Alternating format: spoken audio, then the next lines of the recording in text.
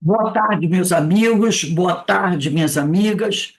Nós estamos aqui na Sociedade de Estudos Espíritas Francisco de Assis, hoje é 16 de junho de 2025.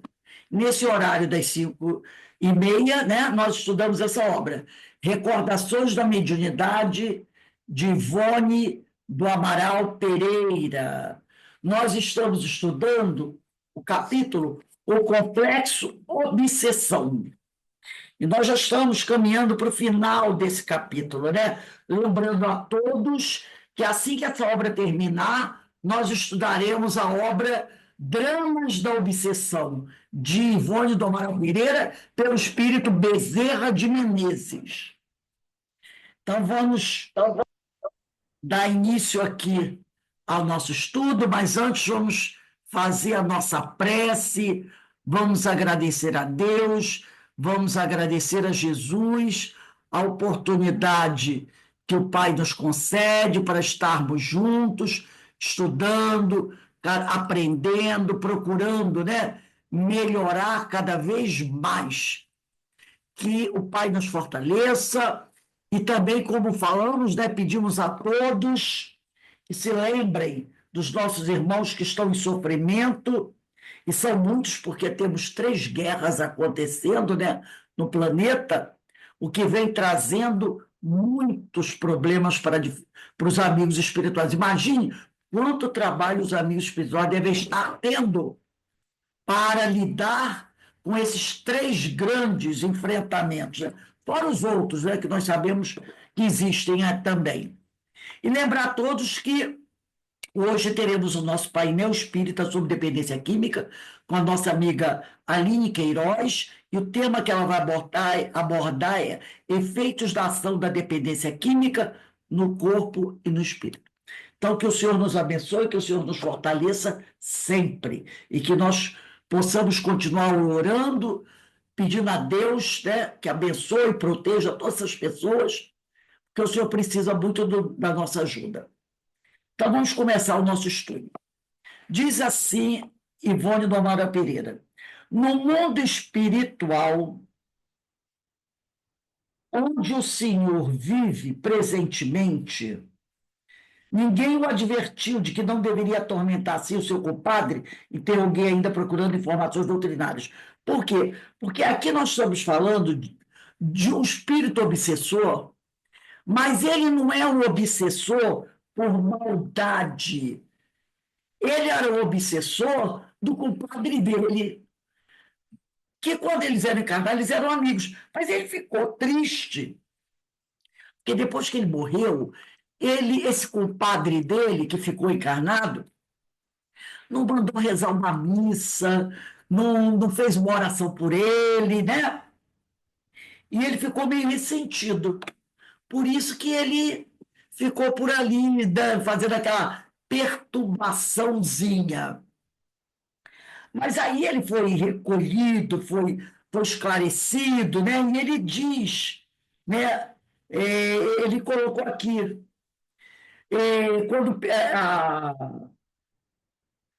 o Ivone Pereira, que é ela que deu a comunicação, né, conversou com o espírito e ele falou.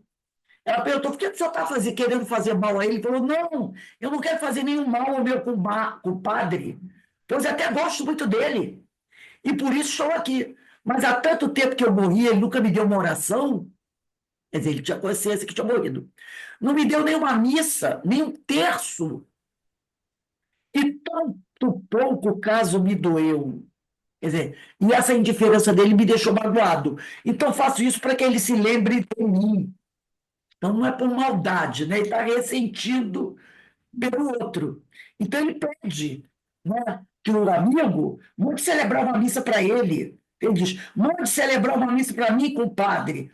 Deixe de sovinice. Eu sei que você tem o cobre. Ele ainda faz uma admoestação para o companheiro dele, né? E ela diz aqui: evidentemente era que o galhofeiro, quer dizer, chama ele de comediante, né? Conservava a crença católica romana, o espírito, em além-túmulo, pois exigia a missa como proteção ao novo estado em que se encontrava, quer dizer, estava morto. E absolutamente Não sabia explicar o modo de agir para conseguir a proeza do seu estimado compadre, subindo a parede.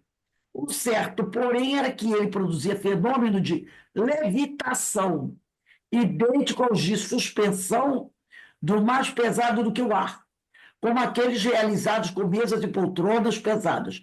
Ele envolvia o amigo nas próprias forças fluídicas e o mantinha equilibrado no ar, embora se tratasse de fenômeno de curta duração. E aí nós lemos na aula passada, no livro dos médios, o item 74, questões 8 e 14, que já lemos aqui várias vezes, né? Item 74, questões 8 e 14 do livro dos médios, que explica como é que esse fenômeno acontece. Ah, eu só queria avisar a Ana Nascimento que a tela dela está deitada. Ela está parecendo deitadinha, né? Então, quem quiser, pega o livro dos médios, no item 74, e está lá as questões 1, 2, 3, questões 8 e 14, relembra, né? Aquela história, o espírito pega o fluido dele, junto com o fluido do médio, e envolve, né? Aquela coisa, a cor, o objeto, a pessoa, e assim vai. Isso já lemos várias vezes, na aula passada lemos também. Aí, né? A Ivone fala para ele aqui, talvez até mesmo fosse dirigido por outras entidades, talvez esse espírito fosse até dirigido por outras entidades mais experientes. Pode ser que outra entidade estivesse até ajudando ele, interessadas em despertar nossa atenção e nos obrigar a estudos mais acurados do espiritismo. Então, ela está dizendo que talvez essas coisas que ele fazia, né, essas brincadeiras, essa coisa mais galhofeira, os amigos espirituais permitiram que isso acontecesse, né? E até dirigiram ele para promover esses fenômenos, para despertar a atenção das pessoas, né, que estavam ali no grupo de lavras, né? E obrigar essas pessoas a estudarem com mais afinco, com mais profundidade, esses fenômenos do espiritismo, como nós estamos estudando no livro dos médios. Aí aqui diz a Ivone, no mundo espiritual, ela comenta com ele, né? No mundo, ela faz uma pergunta para o espírito. No mundo espiritual, onde o senhor vive presentemente, ninguém o advertiu de que não deveria atormentar-se o seu compadre? Então, ela fez essa pergunta para o espírito. E ele disse, aí ela diz aqui, interroguei ainda procurando informações doutrinárias. Então, ela fez essa pergunta para ele, que ela queria que ele respondesse a ela, e ela obtivesse mais subsídios, né? E ele respondeu com a mesma naturalidade. Que mundo? Eu vivo no meu sítio mesmo. Olha aí. Ela perguntou para ele, no mundo espiritual onde o senhor vive, porque ele sabe que morreu. Tanto que ele está pedindo uma missa para o compadre, que está encarnado. E ela perguntou para ele, aí, acreditando que ele tem conhecimento. Ela disse, aí no mundo espiritual onde o senhor está, ninguém chamou sua atenção de que o senhor não deveria fazer isso com o seu compadre, perturbar o seu compadre? Então ela fez essa pergunta esperando que ele desse a ela, né, alguma base, algum conhecimento maior. Ele respondeu com outra naturalidade. Mundo, eu vivo no meu sítio mesmo, no sítio dele, onde costumo passar dias e dias aqui, ali e acolá. Então ele se anda. Tem hora que ele fica no próprio sítio dele, que ele também tinha um sítio. Tem hora que ele fica no sítio do compadre. Ele fica perambulando por ali. Não fui para nenhum outro mundo, não.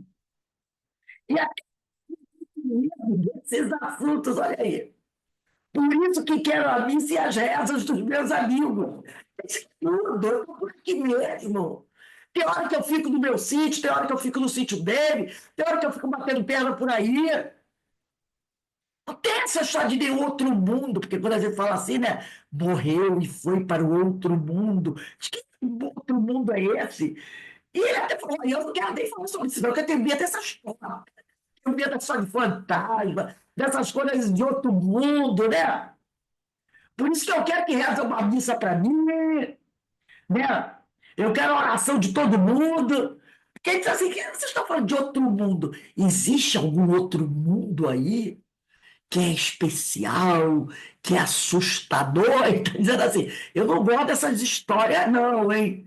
Vem com essas histórias de outro mundo. Eu achei muito interessante isso. Ele vê a coisa com tanta naturalidade que o mundo que ele está é igual ao nosso. Essa coisa de outro mundo, que história é essa? Né? Porque a gente não tinha aquela história, né? Ah, histórias de almas de outro mundo, lembra? Que é só falar assim, alma, ah, é uma alma do outro mundo, quando o pessoal do interior, né? Ah, às vezes o pessoal queria assustar isso. E eu vi ali aparecer uma alma do outro mundo, o pessoal usava essa expressão, né? E as pessoas tinham medo, a alma do outro mundo. E eu falo, que negócio é de alma do outro mundo? Eu não gosto dessa história, não. Eu também tenho medo disso. Por isso que eu quero que vocês rezem para mim. Aí não sei se o senhor Joaquim atendeu ao pedido do velho amigo. O senhor Joaquim é um encarnado. Ela não sabe se ele mandou rezar missa, né, ao pedido do velho amigo passado para o além. O que sei é que, uma vez curado, quer dizer, ele melhorou do processo que ele estava sofrendo. Aliou-se às hostes espíritas e regressou à sua terra natal, procurando estudar a admirável doutrina dos espíritos. Então, aquele homem que estava sofrendo obsessão do compadre, ela não sabe se ele mandou rezar missa, mas ele passou a se dedicar aos estudos doutrinários. E, claro que ele deve, então, ter dirigido, né, talvez não a missa, mas preces para o amigo, né? Porque, como diz a nossa irmã Ivone, os espíritos, os desencarnados, pedem muitas vezes para a gente rezar por eles. E a gente manda mensagem todo dia, né? Então, se ele passou a fazer o estudo da doutrina, ele deve ter sim rezado para o amigo, né? Porque seria uma incoerência, né? Ele não fazer nenhuma prece para o amigo. Aí ele diz aqui, quanto ao presenteiro, o prazenteiro, quer dizer, o espírito, amigo do Chico da Porteira, recebeu ele as preces sinceras do Centro Espírita de Lavras, durante muito tempo. E o médio JP, por ocasião da primeira comunicação daquela entidade, ouviu essas expressões do seu Joaquim V, as quais todos nós interpretamos como atestado de identidade do comunicante. Então, a equipe do centro orou muitas vezes para esse espírito, né? E o médium deu o seguinte depoimento: nem a morte pôde com o compadre Chico. Ah, quer dizer, o médium ouviu essas expressões do seu Joaquim, que era o encarnado. Nem a morte pôde com o compadre Chico. Ele sempre foi assim, estonteado e brincalhão. Deus o tenha na sua guarda. Então, aquele que estava sofrendo o processo obsessivo falou sobre isso, né? Fez uma piada, né, sobre o compadre dele. Esta foi, de certo, a primeira oração dedicada ao amigo, que não esquecera depois da morte. Quando ele falou, Deus o tenha na sua guarda, pronto, ele fez uma prece para o amigo, Deus o tenha na sua guarda. Então, essa foi a primeira oração que ele fez para o amigo, depois da morte. Também tivemos obsessões violentas, que até aqui ela contou obsessões que foram suaves, né? Foram suaves. Até que resolveram com facilidade. Mas agora ela vai dizer assim: também tivemos obsessões violentas no mesmo centro, as quais consumiram 1 ou 2 anos para serem resolvidas, exigindo do nosso esforço, olha aqui, exigindo do nosso esforço uma dedicação sem limites e outras incuráveis que nos extraíam lágrimas do coração, tal pesar de por vermos de um lado o obsidiado sofrer o próprio inferno. Olha o que ele disse aqui: sofrer o próprio inferno em situações torturantes que o próprio gênio de Dante Alighieri, autor do livro A Divina Comédia, foi incapaz de conceber e do outro, a inclemência do obsessor, que irredutível não se resolvia a renovação de si mesmo, para a dupla vitória sua e da sua vítima, vitória que o céu contemplaria jubiloso. Então, ela está contando aqui, né, de processos obsessivos gravíssimos, seríssimos, que exigiu muito tempo, muito esforço, dedicação sem limite, e ela falou de outras incuráveis. Interessante isso, né? Porque quando a gente escuta assim, obsessão incurável, o que é esse troço de obsessão incurável? Se a gente sabe que a obsessão ela é temporária. Como é que entra aqui essa questão que ela diz outras incuráveis? Parece uma coisa contraditória, né? Mas vamos ver, vamos ver. O que ela diz aqui? Então ela fala aqui, né? E por que tão difíceis? Porque de um lado era o obsidiado sofrer o próprio inferno. Opa! O obsidiado sofrendo o próprio inferno. Então não é castigo divino. Não é castigo divino. O obsidiado está sofrendo o próprio inferno em situações torturantes que o próprio gênio de Dante Alighieri foi incapaz de conceber. E de outro, a inclemência do obsessor, que não queria abrir mão da vingança, que irredutível não decidia se renovar, né? Para a dupla vitória. Porque se ele se renovasse, ele sairia vitorioso, né? Dupla vitória sua e da sua vítima.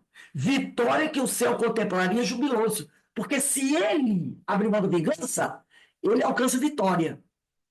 E quem sabe aquele que está sofrendo obsessão, vendo o exemplo dele, também não muda a sua forma de proceder. Porque o obsidiado não é vítima.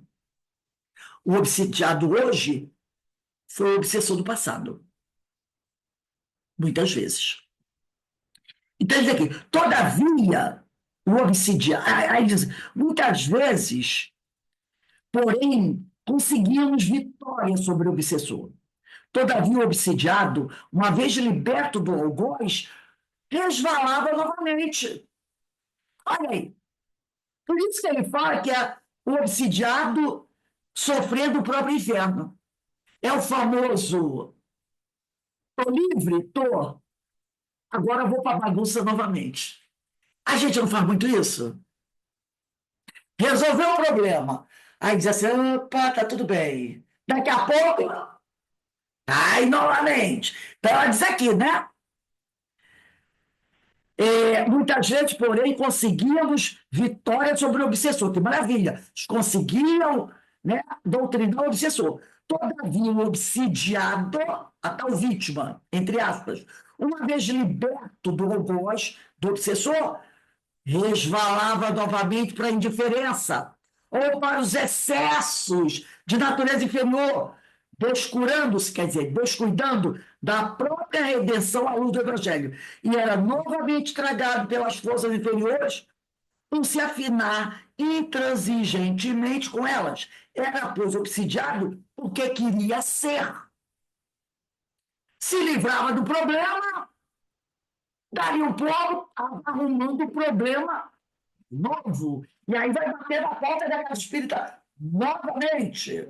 Lembra aquele caso da 10ª vez? Que o sujeito vai pedir ajuda na casa espírita, tratamento espiritual. Aí tem um orientador do trabalho e tem um assistente dele, que não tem muito conhecimento. Aí o assistente vê o sujeito chegar na casa espírita, né? Ai, meu Deus, estou com um problema no fígado gravíssimo. Eu vim aqui para receber os passos do tratamento espiritual para aliviar o meu fígado, que eu já vim aqui várias vezes. Toda vez que eu estou com problema de fígado, eu venho aqui.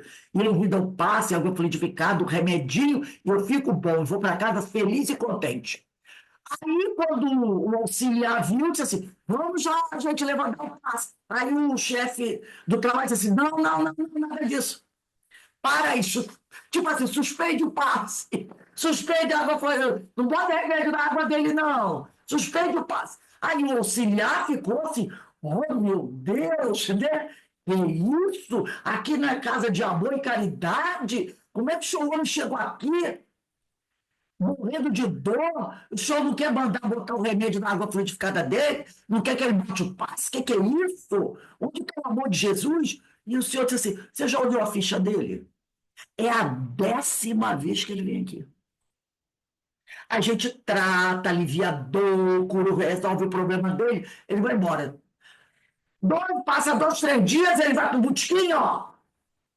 Toma todas novamente, arrebenta com o fígado. Agora eu vou fazer o seguinte: só bota umas gotinhas. Só bota umas gotinhas. Para dar um alívio. Mas não tira a dor dele, não. Porque a cura dele está na dor. Só bota umas gotinhas. Dá aquela aliviadinha, entendeu? Deixa ele ir para casa com dor. Só avisa. Se a dor está em 100%, deixa a dor em 70%. Aí ele vai para casa. Não, eu só não posso pisar forte. Aí a pessoa assim, não vai lá no botiquim. Não, não, não, espera um pouquinho. Aí, que a dor evita que ele vá para o botiquim. Então ele fala assim, é a 10ª vez. Então o assistente não sabia disso, né? Cheio de amor para dar. Queria também, não, não.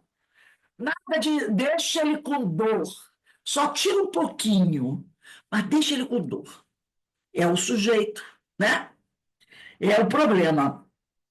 Aí diz aqui, né?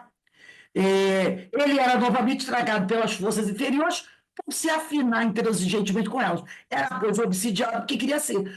Bem se percebe em tais casos, não existiriam certamente perseguições oriundas de velhos ódios do passado, mas incúria no cumprimento do dever perante a harmonia da lei divina. Então, o problema desses não era aquele ódio no passado, não, mas era irresponsabilidade, tá?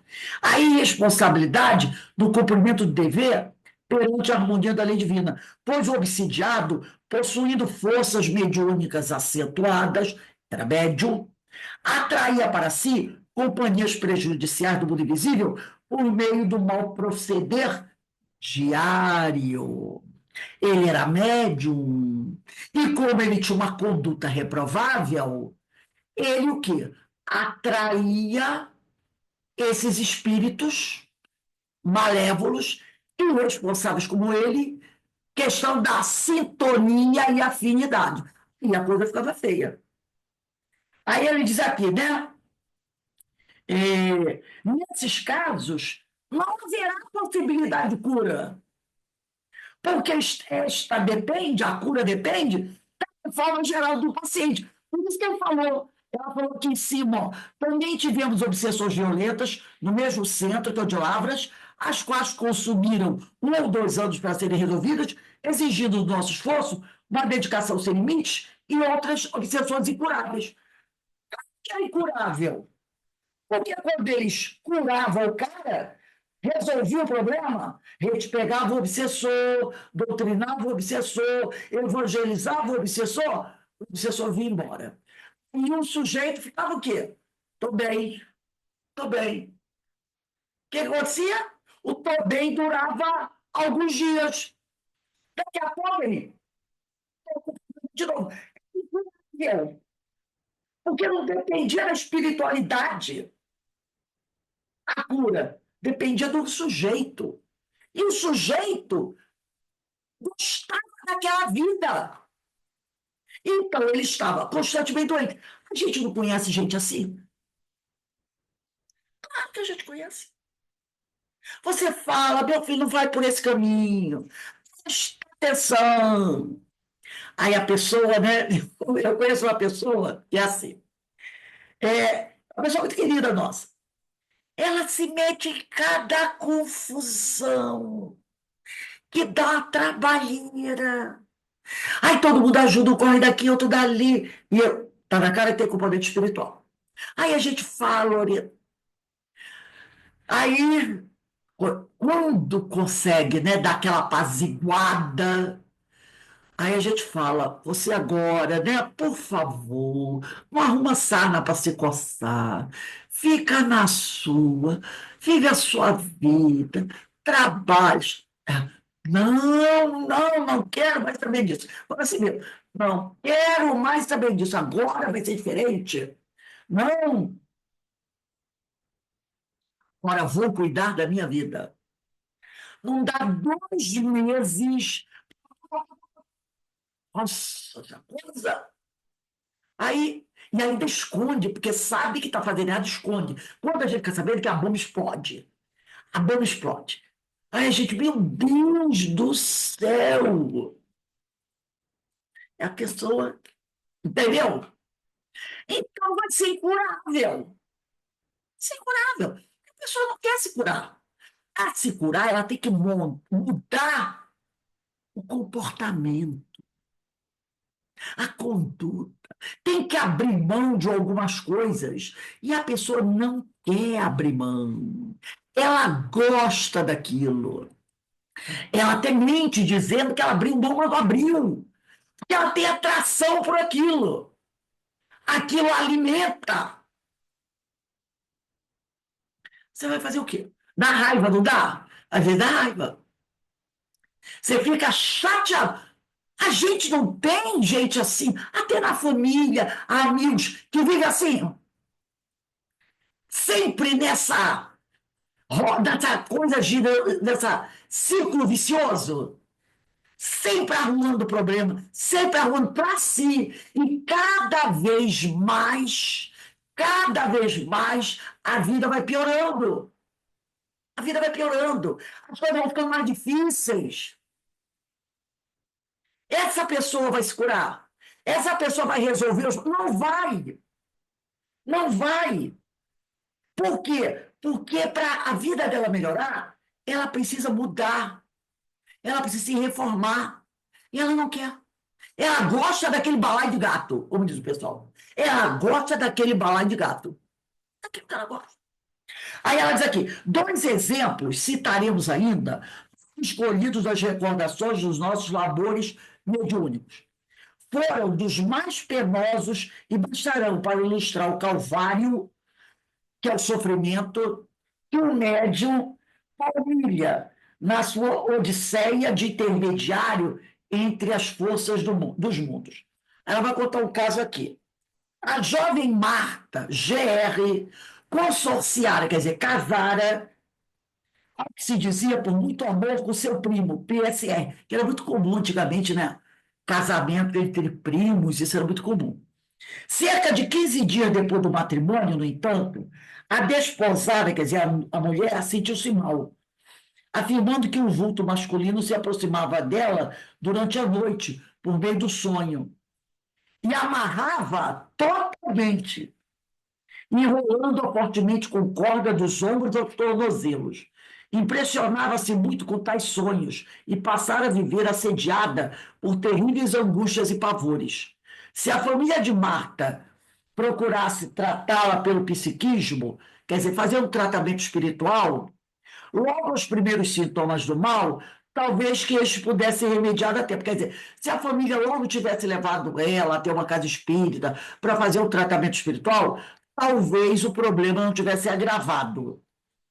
Mas, em vez de caminhá-la a um centro espírita, seu marido levou-a a um consultório médico. O mal progrediu rapidamente, não obstante, apesar dos medicamentos prescritos. E dentro, em pouco, a pobre senhora tornou-se inteiramente tolhida pelos amarrilhos de corda. Quer dizer, talvez, tudo bem levar ela para o médico, mas se ao tratamento trabalho, chama-se alopática, né?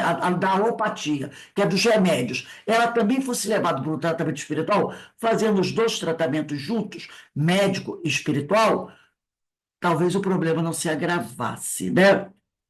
Ela dizia que ela se via totalmente amarrada. Alguma coisa amarrava ela. Ela tinha essa sensação de estar amarrada, muito firmemente com cordas. Era a sensação que ela tinha, né? E com tratamento médico apenas, essa sensação, né, de estar amarrada foi aumentando, até que ela tornou-se inteiramente tolhida pelos amarrinhos de corda. Passou a viver retesada, braços colados ao corpo, endurecidos. Gente, ela não estava amarrada por corda, ela tinha a impressão, a sensação de estar amarrada por cordas, tá? Então ela passou a viver retesada, braços colados ao corpo, endurecidos, como se as cordas invisíveis os tolhessem nos movimentos. Nada podia fazer, porque, dizia ela, estava enrolada com as ditas cordas. Dificilmente se sentava e caminhava arrastando os pés, como se realmente os tivesse atados pelos tornozelos. E para alimentar-se, necessitava que outro lhe desse a iguaria à boca, porque os braços estavam amarrados, ela não tinha como pegar o talher. Assim mesmo era que dormia, retesada. Para higienizá-la era necessário o concurso, quer dizer, a ajuda de 3 ou mais pessoas, as quais só com extrema dificuldade conseguiam. Finalmente a jovem deixou de falar, tornando-se muda. Então levaram-na ao centro espírita de Lavras, provindos de certa localidade às margens do Rio Grande. Tratava-se, como bem se percebe, de uma obsessão exercida pela sugestão ou hipnose durante o sono, tipo dos mais graves que conhecemos. Seria bom a gente sublinhar isso. Tratava-se de uma obsessão exercida pela sugestão ou hipnose durante o sono, tipo dos mais graves que conhecemos. A obsidiada se entregava sem tentar reações, pois, com efeito, difícil lhe seria reagir contra uma força maléfica de tal natureza. Claro, força maléfica, porque o espírito bom jamais iria fazer uma coisa dessa, né? Feita a consulta aos assistentes espirituais do núcleo, foi declarado por estes que o mal era incurável. A equipe espiritual da casa espírita disse para ela o quê? Esse mal é incurável. Tipo de obsessão odioso por vingança de ofensas passadas e ciúmes passionais, e que a paciente sucumbiria ao dar à luz, pois se encontrava nos primeiros meses de sua primeira gravidez. Então a gente já percebe o seguinte: ela não era vítima. Olha o que ela diz aqui, né? Tipo de obsessão odioso por vingança de ofensas passadas e ciúmes passionais, e que a paciente sucumbiria ao dar à luz, pois se encontrava nos primeiros meses da sua primeira gravidez. Hoje eu assisti um vídeo do Haroldo Dutra Dias que conta uma situação muito grave, né? Desde que eu ouvi isso me deu uma sensação tão terrível. Ele está falando nesse vídeo, é um vídeo pequenininho, onde o Haroldo Dutra Dias está falando sobre a existência de demônios ou Lúcifer, Satanás, né? Ele está falando sobre isso. E o entrevistador pergunta para ele se demônios existem. E ele conta a história. São crimes de guerra com os nazistas. Quem realiza esse crime é uma mulher nazista, uma enfermeira nazista. Ela comete um crime. Tipo esse aqui, tá? Eu não vou contar em detalhe, porque é uma coisa que me constrange contar isso. É terrível. E depois que ele conta, o próprio locutor fica assustado. Ele diz assim: eu pergunto, precisa de demônio? Precisa de Satanás? Porque é uma criatura que faz isso com uma mulher grávida, né? É isso aqui, mais ou menos isso. Entendeu? Imagine, vai botando a sua imaginação aí. É isso que essa enfermeira nazista fazia com as mulheres grávidas judias. Na hora do parto, ela fazia isso. Aí o Haroldo perguntou para o rapaz: e agora, você acha que ainda precisa de demônio? Precisa de diabo? Essa criatura que fez isso, né? Precisa de espírito mau, um ser mítico, como Satanás, o diabão vermelho de chifre, rabo de... com aquela ponta de seta, precisa? Já essa criatura que fez isso já não é o próprio, ele diz isso. Aí, ao ler aqui o tipo de obsessão que ela está sofrendo, toda amarrada, se sentindo toda retesada, e ela está grávida, e ele diz que ela vai sucumbir porque não vai conseguir dar luz assim, a gente para pensar, o que será que essa nossa irmã, porque ela é nossa irmã, não terá feito lá do passado? Né? Tanto que ela diz aqui, é uma obsessão por vingança de ofensas passadas e ciúmes passionais e que a paciente sucumbiria ao dar à luz por se encontrar nos primeiros meses da sua primeira gravidez. O que será que essa nossa irmã não fez do passado para passar hoje, recém-casada, por um processo obsessivo tão cruel como esse? Que a Ivone está trazendo para a gente. E que a equipe espiritual do Centro Espírita de Lava diz que é um mal, um processo obsessivo incurável nessa vida, nessa encarnação. E que ela ia morrer. O que? Aí volta aquela pergunta, né? O que nós fizemos no verão passado? Né? O que é que nós já fizemos em vidas passadas? É melhor não correr atrás para descobrir. É melhor não descobrir, não investigar. Aí ela diz aqui, mas que nem por isso a abandonássemos. Cumprir assisti-la com tratamento de passos constantes e instrução evangélica e que perseverássemos em súplicas pelo obsessor. É o que a Ivone sempre fala. Orem, orem muito, principalmente pelos obsessores mais cruéis, porque são os mais infelizes. Porque não seria vão o nosso esforço, seria sementeira caridosa. Opa, estamos semeando para florescências futuras e alívio do presente para os dois, ofensor e ofendido, obsessor e obsediado.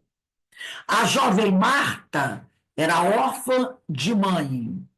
Bem cedo o marido cansou-se de viver junto da esposa inútil. Desinteressou-se dela e da enfermidade.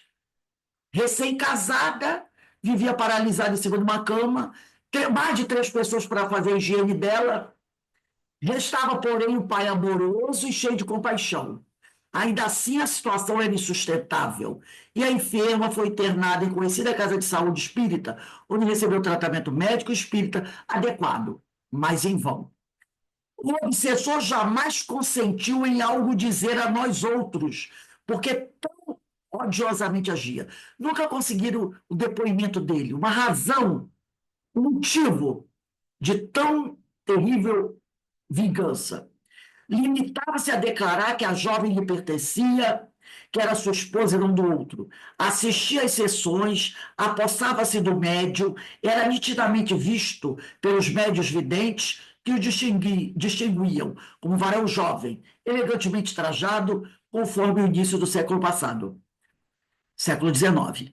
Com punhos de rendas, mas cujas feições duras denotavam ódio imoderado.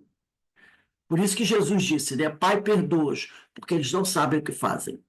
Nada houve que o convencesse a nos dirigir a palavra e sugestionava a enferma para que, como ele, se tornasse muda e nada dissesse a respeito do caso.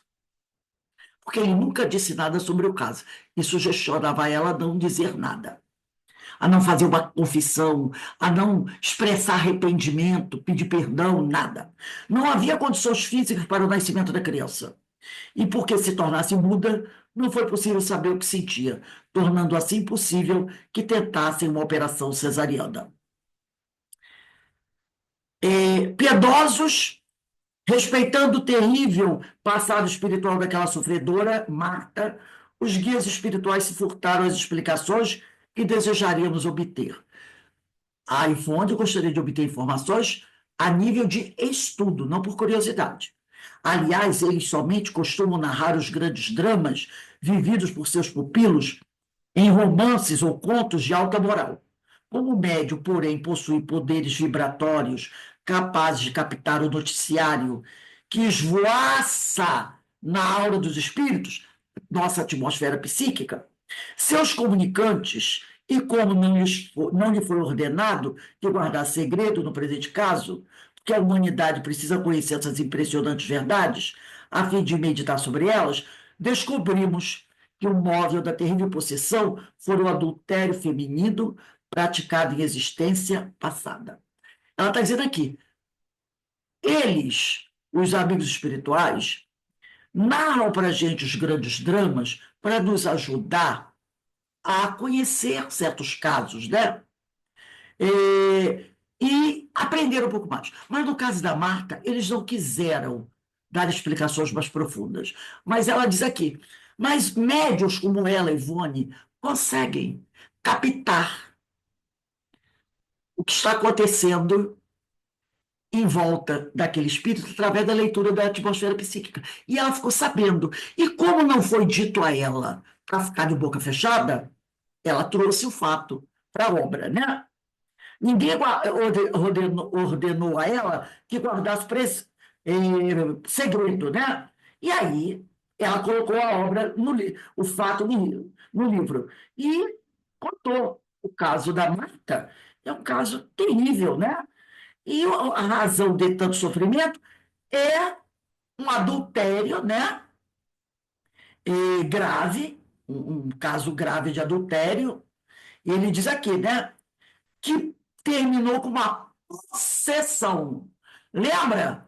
A Gênese de Allan Kardec, capítulo 14, itens 40, capítulo 14 dos fluidos, item 47 e 48, que fala da possessão boa e da possessão má. E no item 48 ele fala, né?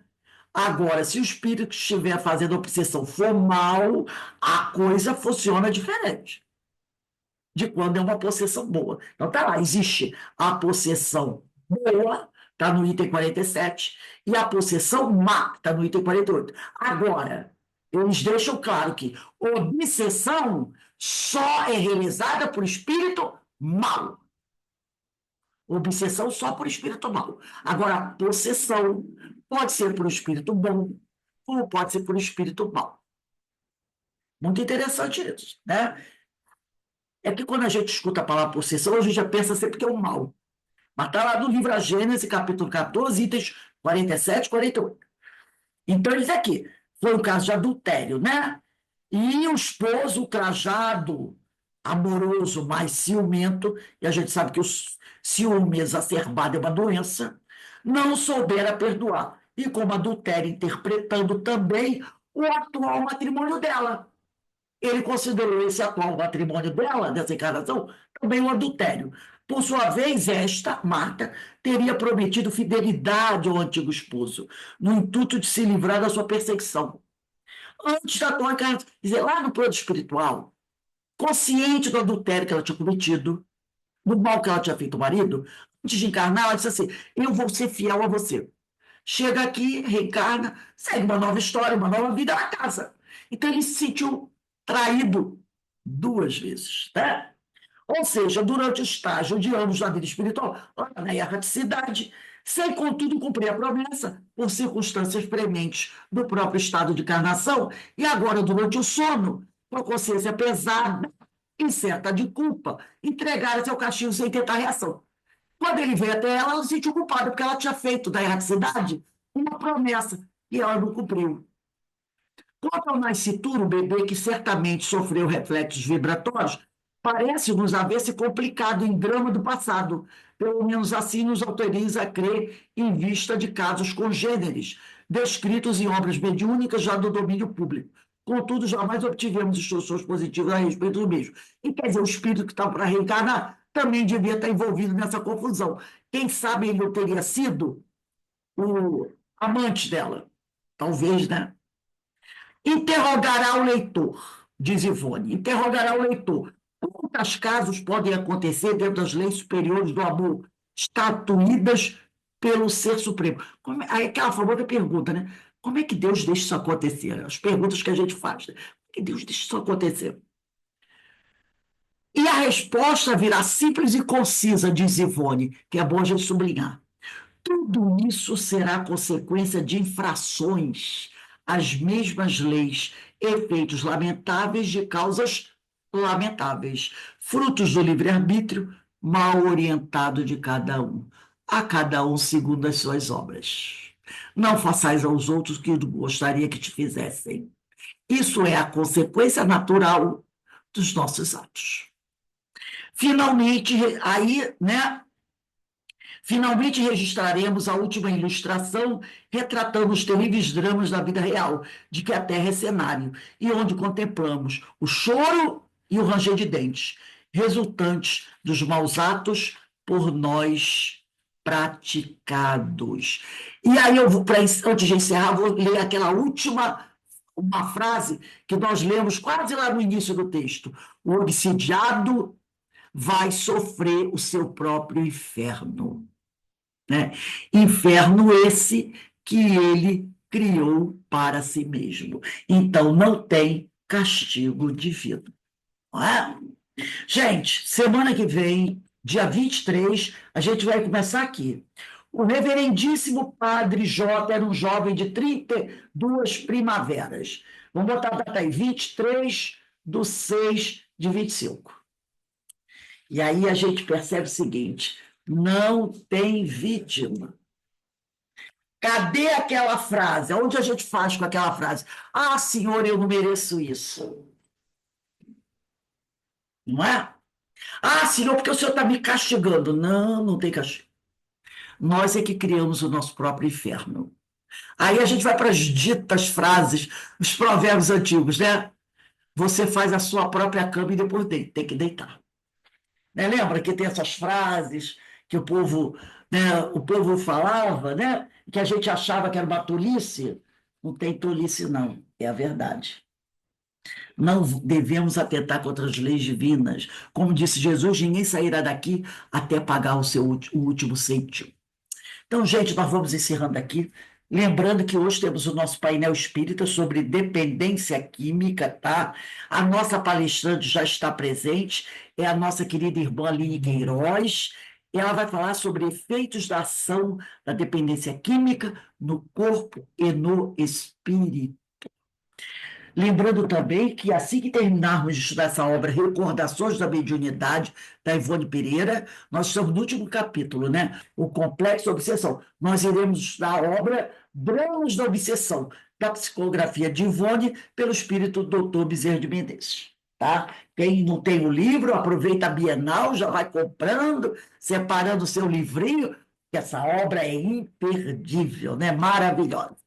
Bem, meus irmãos, vamos agradecer a Deus, agradecer a Jesus, aos espíritos amigos, os nossos amigos espirituais, a Francisco de Assis, aos benfeitores, por essa oportunidade maravilhosa que o Senhor concede a cada um de nós, de estarmos aqui estudando, aprendendo das coisas do Espírito, para que nós possamos, né, corrigir a nossa caminhada, que às vezes ela está meio tortinha, a gente puxa daqui, puxa dali, ó, coloca ela retinha, porque a porta estreita deve ser a nossa escolha, né? Para que possamos não mais sofrer essas agruras terríveis, que é fruto das nossas inconsequências. Que o Pai nos abençoe, que o Pai nos fortaleça, tá bom? Então vamos tomar, dar